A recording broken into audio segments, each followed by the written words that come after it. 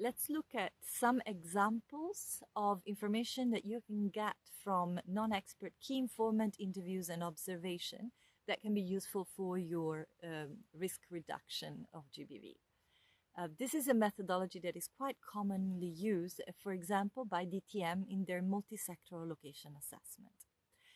The first thing to remember is that this is a methodology that cannot be used and should never be used to try to understand the types of GBV happening in a site or in a location, the consequences of GBV, and the prevalence data of GBV in a location. There are other methods that are much better suited for that.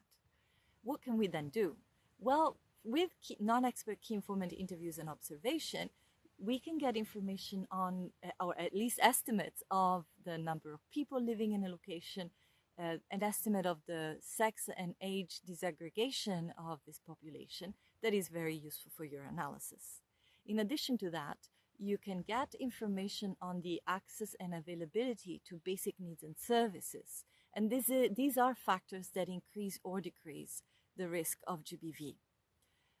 You can also get information about access and availability of protection or GBV-specific services that would deal with consequences of incidents. And the last type of information that you can use, and it's very useful for risk reduction, is the information around infrastructure in a location or a site that is known to decrease or increase the risk of GBV.